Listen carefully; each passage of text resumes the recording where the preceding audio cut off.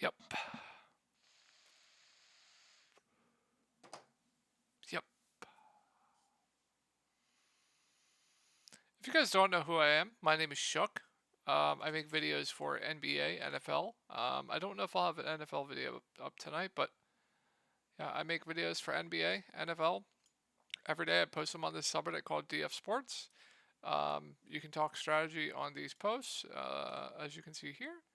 Ask me questions. I go over pretty much everything. I update the page with news, all that. If you ever need to get a hold of me, you can message me on Reddit or you can message me on Twitter, either or at ToryLangley1992. All those links will be in the comments. And then if you're interested in my Discord, I will have a link to that below where I have in-depth videos going over each slate, player pools for cash GPPs, cores for cash GPPs, top plays for NFL main slates, and then just a ton more. So if that's something you're interested in, I will have a link to that below.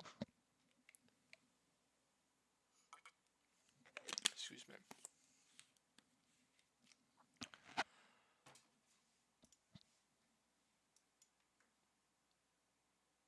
Kenneth Walker, injured in the first quarter. Hayden Hurst, injured. Just want to see more. Quez Watkins, injured. You guys want to know else who I had? Chase Claypool, injured. You guys want to know how my Sunday went? 4 injuries in one day.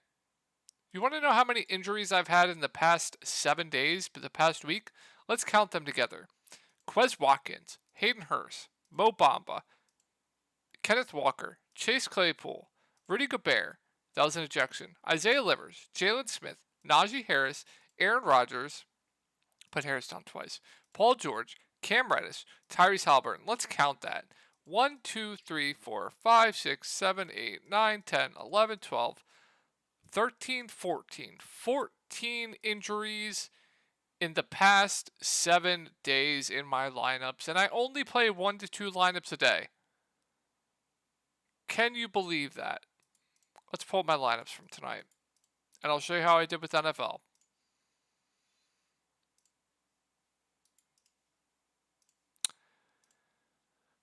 NFL was not great.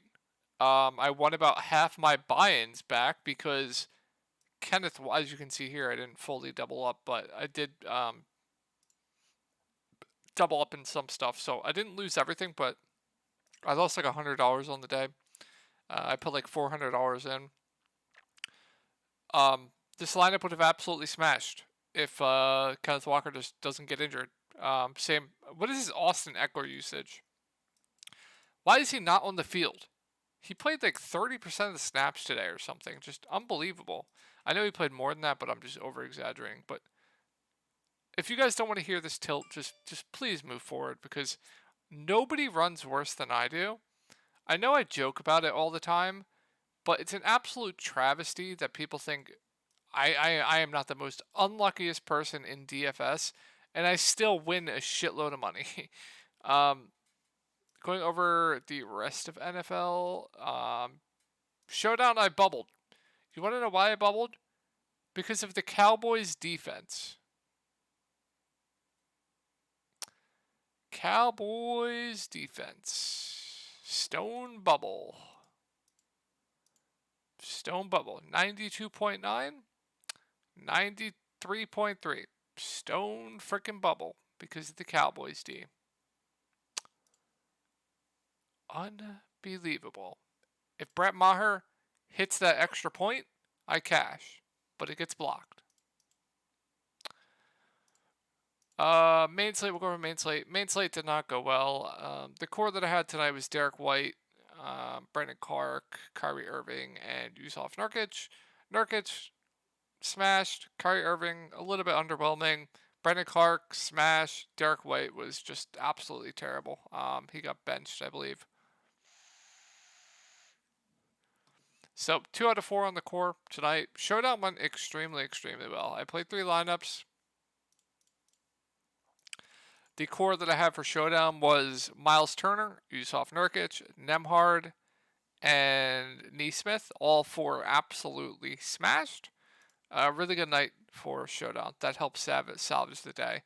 I think I had about $600, maybe no, $700 in action today. I think I won back like 450, so like I'm down like 250 on the day or something like that, which I'll gladly take. I thought once Kenneth Walker went down, my day was just over. So yeah, I would definitely gladly take not losing everything today. But yeah, when you're playing $700 a night or whatever it was, things can get a little bit stressful. So going over the Hornets, we're gonna pull up team pace rankings for this because I think it's important. So we'll pull this up. We'll go over team pace rankings and everything. Let's do it. So Charlotte is they have been slower this year. I believe much slower. Where are they? I think without LaMelo, 15th in pace. I think without LaMelo, they've been much slower. 19th in defensive rating. So Paul George, Kawhi Leonard, both questionable. Excuse me, 1 second, guys. Kawhi, Paul George, both questionable. If they are in, I don't really have much interest in this team. I will say, Zubac I think is a pretty good play regardless if they're in or not. I don't think it's, his role definitely changes with them out, but I don't think it's too much of a dent. So I think Zubac is still playable with them out. I assume he's going to be popular given the matchup against Charlotte. Charlotte has been just terrible against bigs. You can see just an explosion game here like he did here.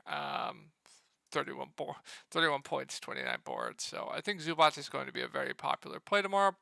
I think it's for good reason. Do I necessarily think it's good chalk or bad chalk? I'm not sure. We'll see. But yeah, I think Zubac is a good play. But if they're in, I'm probably off everyone else.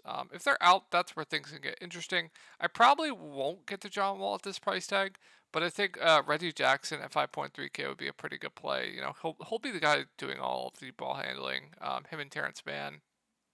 I would expect his role to be very, very good, and I would expect him to have to pretty much play over 30 minutes with those two out. So if they're out, I think Reggie is definitely a solid play. Morris has been god awful. I mean, my God, has this guy been bad? But a fine GPP play if they're out. Terrence Mann is going to have to get an increased role. I think his minutes would be pretty secure at 5K. I don't hate him. I think he'd be solid. And then going to everyone else, I think it's tricky. I think Batum at 3.2K is definitely viable. Do we have to do it on this slate? I'm not sure, but I definitely think he is a viable value play. I don't really think I'd get to anyone else, to be honest. Like, you saw Diabate in the rotation with them out. He's a good point per minute guy, but I don't think we really need to go there. I believe they had someone else in the rotation. I want to say was it Preston? It was, but I don't think we need to do it. I don't know if they'll be in the rotation again. So Clippers are, God, I got this like 19th in pace. Weird feeling in the back of my mouth. 6th in defensive rating, so not the best spot here for Charlotte. Obviously, LaMelo's going to be out. Hayward's going to be out. Dennis Smith Jr. is going to be out. So the one guy I'd really target for Charlotte is going to be Terry Rozier. He's going to play huge minutes. Now, he hasn't had a ceiling game or really paid off this price tag. It's a tough spot too. Well, depending on Kawhi and Paul George if they play or not. I still think regardless it might be a tough spot, but hasn't really paid off this price tag, which I think might keep the ownership down a little bit after he burned everyone here. I think it was pretty popular this day as well. Might have been this day actually where he smashed, but yeah, I mean, if you want to go to Rozier at 7.8K, I definitely don't hate it. For me personally, I think he's more of a GPP play for me, but he'll be the clear number one on this team. He's going to shoot the ball a ton. I think the upside is definitely there with him, but I think the ceiling. I need to see the ceiling first. Kelly Oubre has been phenomenal for this team. He's going to play close to 40 minutes. He's kind of like a Dylan Brooks, right? He's going to shoot the ball a ton. He's a good rebounder. At 7K, though, I think he's appropriately priced. Not really a standout to me. PJ Plumlee, I think are both fine options. I'm not going to go out of my way to play either. Plumlee has been very, very good of late. I think both of them have played very, very well and have shown that they want to have a consistent role in this rotation. So I think they're both in play, but I'm not going to be going out of my way to play either. Jalen McDaniels. I always get Jaden and Jalen mixed up. You know, I don't think I can do it on the slate. I think he's 5K is pushing it. Definitely pushing it for him. Orlando, do believe they've been playing 25th in pace, and they've been bad 27th in defensive rating. So, I do believe Drew and Middleton are going to be playing. They're both probable. Brook Lopez is questionable, I do believe. Yep. So, not much here. I will say if Brook Lopez is out, Bobby Portis probably moves into the starting lineup. Not going to be going out of my way to run to play him at this price tag, especially with Drew and Middleton in. But he'd be a fine GPP play if he starts. And then for me, it's just Giannis at the top for me. Definitely some blowout risk here, but this is the type of matchup where Giannis can go for like 70 fantasy points in 3 quarters. So Giannis at the top for me is a spend up. I definitely do prefer other spend ups, but I think that's it for me. This slate's gross. There's not a lot that stands out, so tough spot here for Orlando. Bucks 16th in pace, second in defensive rating. I think they've definitely been better than the Cavs defensively, personally. Monocar Jr., Suggs, Bamba is questionable. Okeke and Harris are going to continue to be out. Banchero hasn't been himself of late. If you want to buy low on him, that's fine. But I will be looking elsewhere. I don't really like that. Like I said, Bobo's minutes have been down. I don't understand why. They went to Mo Wagner earlier this game, as well as with Markel Fultz and Cole Anthony coming back. I think that definitely has hurt him as well. So really hard for me to get the Bobo, especially in this matchup. Franz at 6.1K, I still think is appropriately priced. I'm going to need to see his price come down a little bit further. The one guy I'm intrigued by is Markel Fultz. I don't know why he played 30 minutes and then went to 19, but if we're going to get 30 minutes of Markel Fultz at 5.3K, I definitely would have some interest, and I think he'd be a good play. Obviously not the best matchup, so just be careful there. But would have some interest there, but we're not going to get news on a minutes limit for him on if he's going to play under or over 30 minutes. Not the best game environment here, Boston versus Toronto, but we'll go over it anyway. Toronto 23rd in pace. They've been good. 7th in defensive rating. So we saw Marcus Smart out today. We'll have to monitor if he is in or going to be out. If he is in, no standouts here. This is a game environment that I don't really want to be targeting. 2 teams that play slow, 2 teams that play good defense. So Tatum, Brown, contrarian plays for me. I'll keep saying it. Al Horford did have a down game tonight, but I'll keep saying it. Al Horford at 5.1K is too cheap, so I like him for tournaments, even in a tough matchup once again. If Smart's in, I'm off Brogdon, I'm off White, and then I don't really think I'd be going to anyone else. Sad that Pritchard's been out of the rotation. That's just sad. Then if Smart's out, Brown saw a massive game tonight. If you want to ride that, be my guest. He's been very, very good of late. I don't hate him regardless if Smart's in or out. I think that price tag's too cheap. But if Smart's out, Brogdon, White are both going to be very good plays at 4.9K and 5K respectively. I think we saw Brogdon close over Brogdon. I don't know if it was... Yeah, I believe he did. Is Popcorn Machine up? It is not, but I believe we saw Brogdon close over him. Brogdon played 32.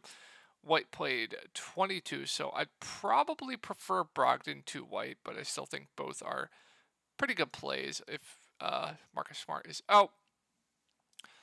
Boston, they've been faster, 18th in pace, and they've dropped defensively this season.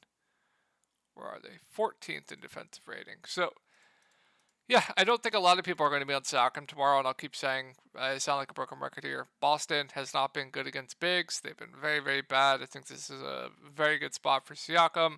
I don't think anyone's going to play him at this price tag. They're going to see the matchup. They're going to see the game environment. They're going to be like, nope, Going to be hard for them to click on him. So I really like Siakam for GPPs tomorrow. OG, can't get to him. Fred VanVleet has been god freaking awful. I don't know what to say, guys. Fred VanVleet used to be one of my favorite players. Just an amazing story from going, I believe, undrafted to where he's at now.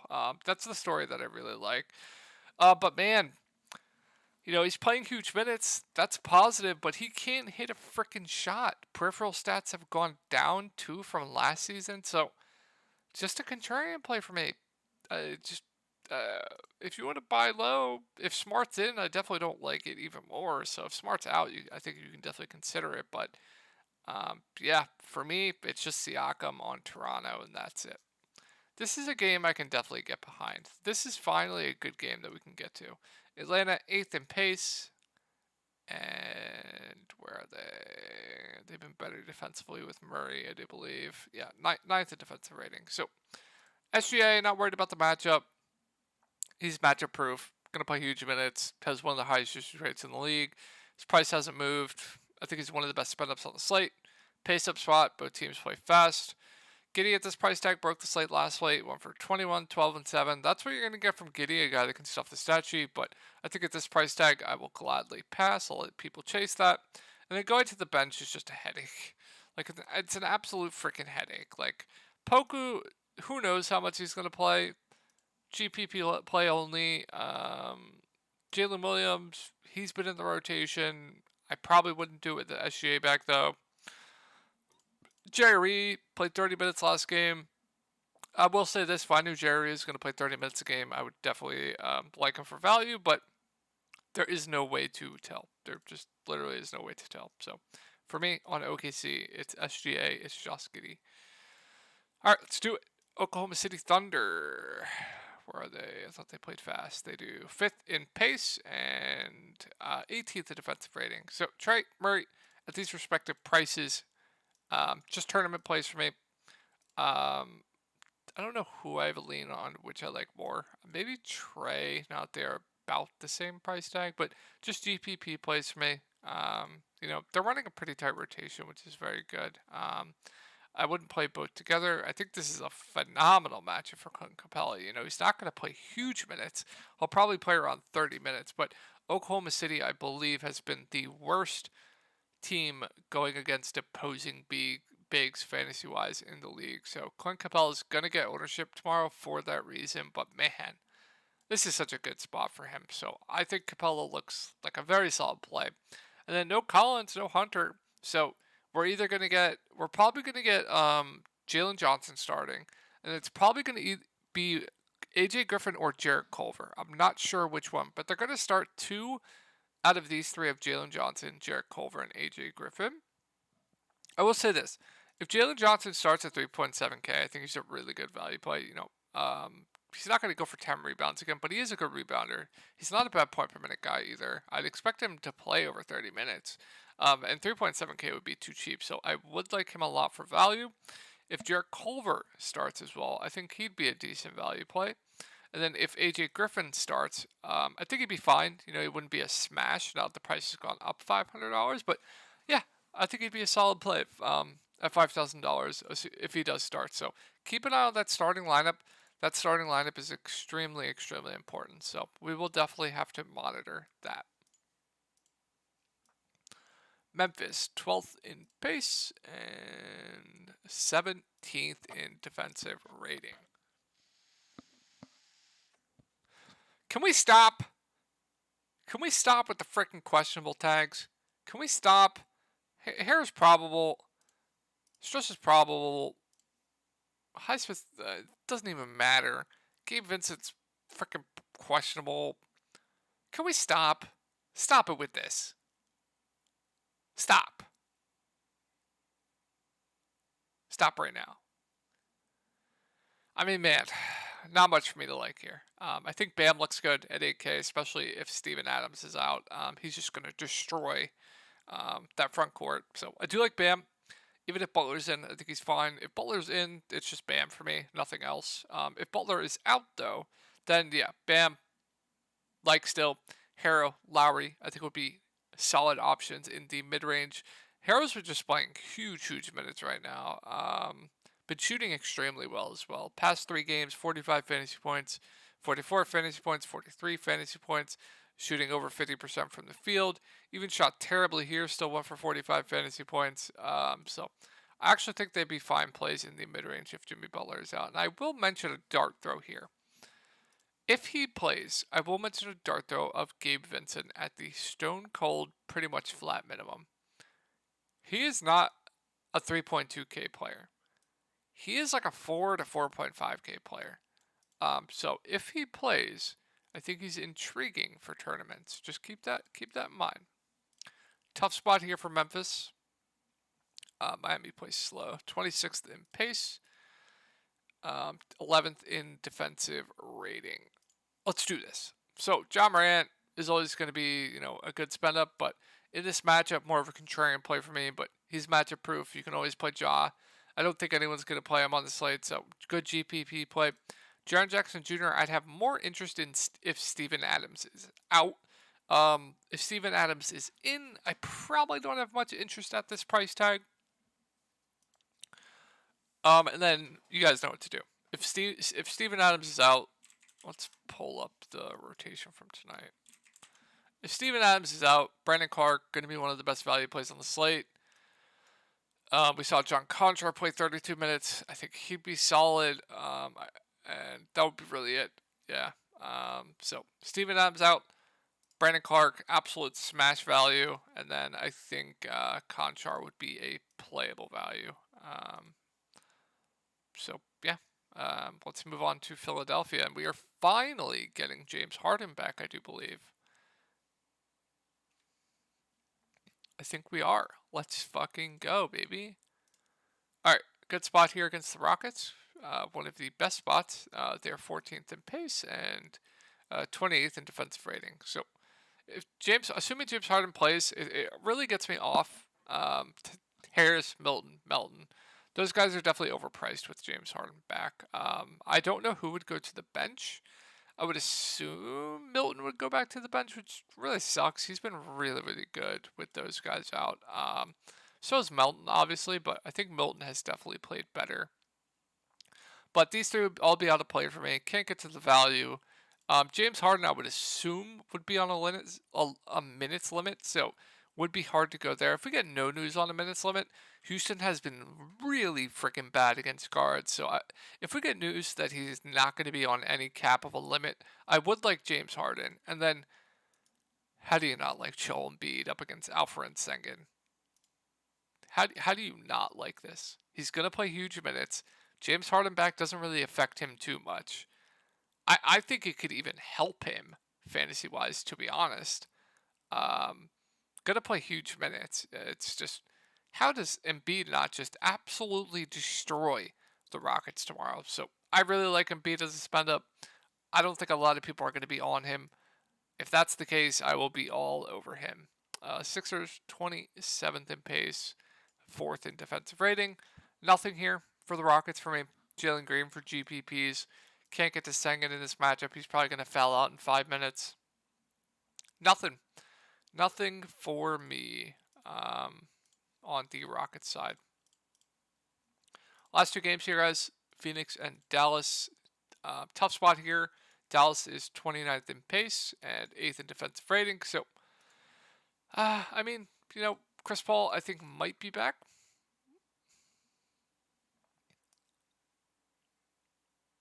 If he is in, I'm probably just going to stay away from the Suns. We have Torrey Craig questionable as well. If he's out, then yeah, Booker has been obviously insane. Matchup proof. It is a tough matchup, but his usage rate with no Chris Paul is absolutely insane. His potential assists are really, really good. His assist rate is good. Rebounding has been up. I think Booker's fine. Not my favorite spend up, but fine. Ayton, okay, just a contrarian play for me. Has been really good of late as well. I think this is a good spot for him, especially if Christian Wood is out. So I think he's fine. I definitely do prefer other centers for cheaper, like Clint Capella, Ivica Zubac. Chris Paul, if he plays, I'd assume would be on a limit after being out for this long. It's a foot injury too, so I probably wouldn't go there. Mikal, overpriced. Campaign, Can't do it. I will mention if Torrey Craig is out, Dario Saric has been starting. If he starts, he's a playable value. He's not the worst point per minute guy, but he's not the best point per minute guy. If Craig is out and he starts, another just playable value.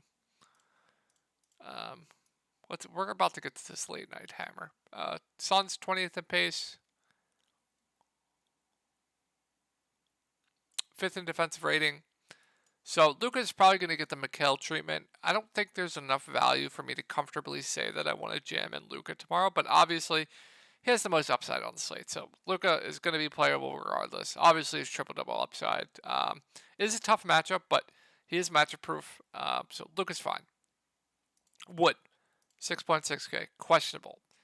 No interest in anyone else really, outside of Tim Hardaway Jr. I think Tim Hardaway Jr. is actually a pretty good value play, especially if Wood's out. If Wood's out, he's locked in for pretty big minutes, in my opinion. He's going to shoot the ball a ton. He would be just too cheap if Wood's out. So I do like Tim Hardaway Jr. For value. Dorian Finney-Smith, minutes have been all over the place. He went from playing like high 30s minutes to low 30s minutes. He's a guy that needs the minutes to get there. So I'm kind of off Dorian Finney-Smith. Maxi Kleber, if Wood is out, will get a much bigger role in this offense. He'll probably play, 25 to 30 minutes, a playable value. Then I don't think I'm going to anyone else. We'll go over the best team for last. Good spot here for the Pacers, or for the Warriors. Sorry about that. Where are the Pacers? Pacers are first in pace. They've been good defensively, actually, which is surprising. 21st in defensive rating. Of late, they've been good. So I mean, if you think this game stays close, it's a smash spot for Steph Curry. So I do like him. Wiggins pool questionable. That's going to change some things. If they are in, I like Wiggins for GPPs. Just super up and down, but he does have that ceiling. This is a spot where he could absolutely crush. Not going to get to that pool at that price tag. Draymond Green, I think, is a solid play too. I think Steph being in helps him. I would not play Draymond if Steph is out. It's been shown. I looked at the stats. I forget what they are, but Draymond's fantasy points per minute with Steph in is much, much higher with him out. So I would not play Draymond if Steph is out. I do like Draymond if Steph is in. Clay, no thank you. Looney, you guys know the drill. He'll play probably over 20 minutes. Just playable value. And then nothing else. But if those two guys are out, it's going to help Curry. It's not going to help Green. Wait, why was I saying Steph out? I apologize, but I apologize for that. I like Draymond regardless. Then why did I think? I apologize for that. So I like Draymond regardless. If those two are out, it's probably going to help Draymond a little bit with the rebounding with Wiggins out. So I still would like Draymond. I think Clay would get a boost. I think Steph would get a boost. I think they would be look a little bit better. I think Clay at this price tag is very, very intriguing. Just because the ceiling. If he has a ceiling game at this price tag, he's going to break the slate. So I do like Clay, regardless of that news. And then we're gonna have to see who they start. They could do a number of things. They could start Lamb. They could start Kuminga. They could start Moses Moody. I will say if those two are out, I will say they'll probably start two of that. Or one of the three, sorry. I will say, if they start like Moody, I do like him for value, but I think trusting Kerr is definitely a risk. If they start Kuminga, I mean, my God, has this guy been awful, but Flatman obviously would be a good value. But Steve Kerr is known to troll in these spots, so just be a little bit careful there. Now let's go to the best team for last, to target on this slate. Warriors 4th in pace. And they've been so bad. 20th in defensive rating. So Halliburton's already ruled out. TJ McConnell's questionable. I mean, how do you not like this team tomorrow? A smash spot here for Turner. I believe. Minutes have been down, though. I don't know why. But I do like Turner. Buddy Hield had a phenomenal game tonight. This price tag's too cheap. But let's pull up the minutes. Buddy Hield, 38 minutes. I love Buddy Hield tomorrow. I think he looks phenomenal. I think Nembhard is the best value on the slate, assuming he starts at the point. If TJ McConnell starts on the point, he would be the best value put on the slate. So just make sure you can make pivots there between Nembhard and McConnell. But lock in Nembhard right now, and then if TJ McConnell plays and starts, just swap to TJ. But yeah, best value play on the slate. I think Mathurin at where's Mathurin? I think Mathurin at 5.4K looks really good as well. How much did Jalen Smith play? Jalen Smith only played 17 minutes. Interesting. Where's Neesmith? Neesmith at 3.6K started tonight. I like him for value. Just a lot to like with the Pacers tomorrow. I love Buddy. Mathurin looks good. Absolutely love Nembhard. Absolutely love TJ. Whoever starts, and then whoever comes off the bench, I like for value as well. And then Neesmith, I think looks really good. So a lot to like with the Pacers tomorrow. I hope this helped you guys out, and I will talk to you tomorrow.